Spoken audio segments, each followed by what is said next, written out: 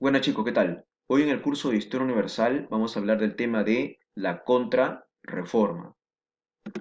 Los objetivos de la clase son que al final de ella ustedes puedan explicar en qué consiste el Concilio de Trento, puedan conocer cuáles fueron las medidas adoptadas por la Iglesia Católica ante la expansión del protestantismo. ¿Qué es la contrarreforma? Es la reacción de la Iglesia Católica frente a la expansión del protestantismo en Europa, del luteranismo en Alemania, del anglicanismo en Inglaterra, del calvinismo en Suiza y Francia. El objetivo de la contrarreforma era renovar la fe católica. La contrarreforma tuvo relativo éxito en el sur de Europa, principalmente en España. Era evidente que la Iglesia Católica había recibido uno de los golpes más fuertes en toda su historia. El papado, la Iglesia Católica, estaba perdiendo creyentes, y no solamente estaba perdiendo seguidores, sino que también consigo estaba perdiendo impuestos, porque cada creyente pagaba un impuesto conocido como el diezmo, además también otros impuestos como, por ejemplo, la venta de indulgencias, o bueno, la venta de indulgencias por el perdón de los pecados, ¿verdad? ¿Sí? Entonces, también perdían de esa manera tierras. Como institución, la Iglesia pudo haber desaparecido de la historia, pero sus altos jerarcas, o sea, los altos representantes de la Iglesia Católica, enfrentaron el protestantismo a través de una serie de medidas adoptadas en una reunión conocida como el Concilio de Trento. El Concilio de Trento fue una reunión de la alta jerarquía de la Iglesia Católica, es decir, fue una asamblea donde se reunieron los más importantes representantes de la Iglesia Católica en Europa, ¿sí? ¿En dónde? En la ciudad de Trento, en el país de Italia, con el objetivo de hacer frente y evitar o contrarrestar el avance de la reforma protestante. El Concilio de Trento fue convocado por el Papa Paulo III.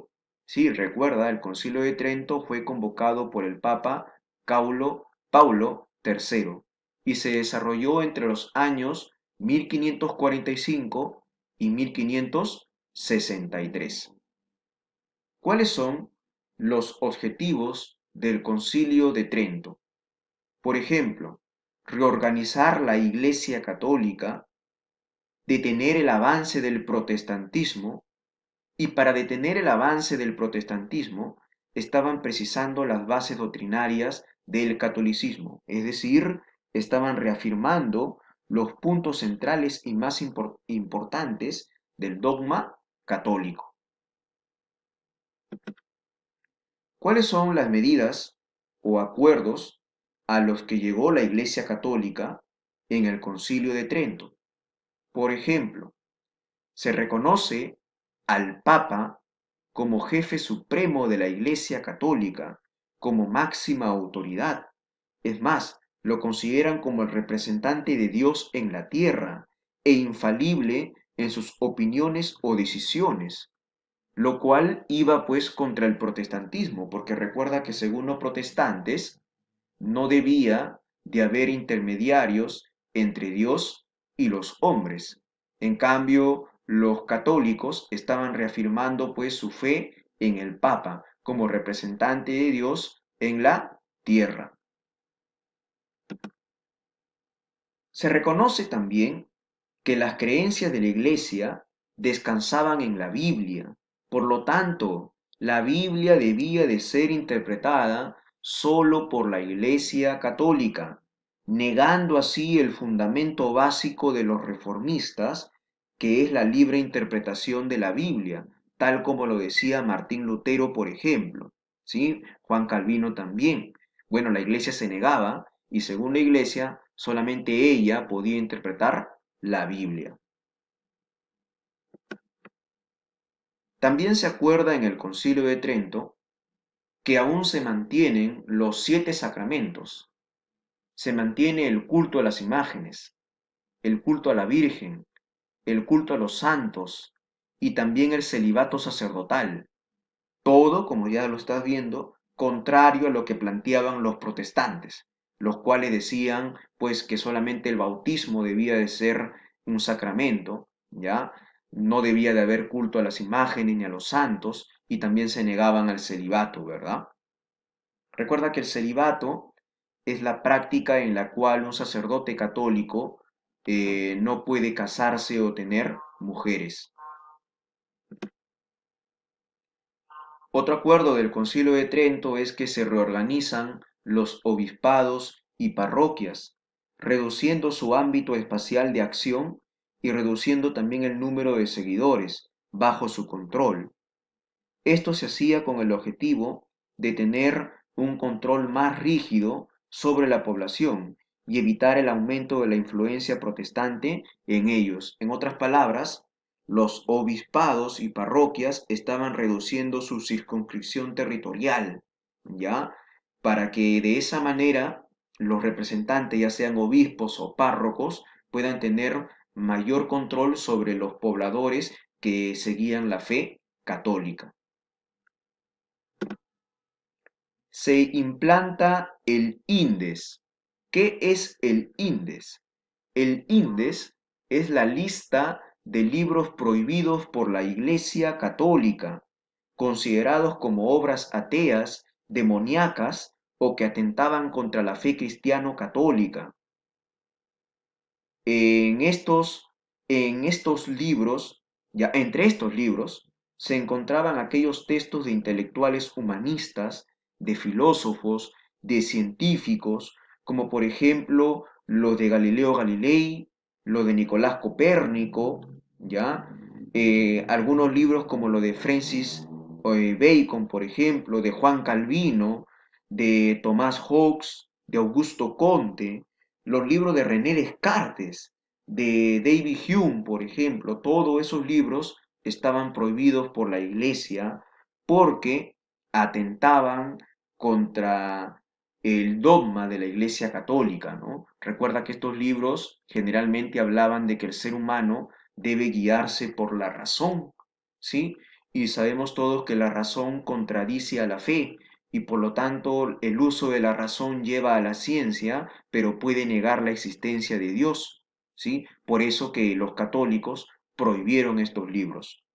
Todos los que tenían estos libros, los poseedores de estos libros, o los que comercializaban o vendían estos libros, eran juzgados por el Tribunal de la Santa Inquisición.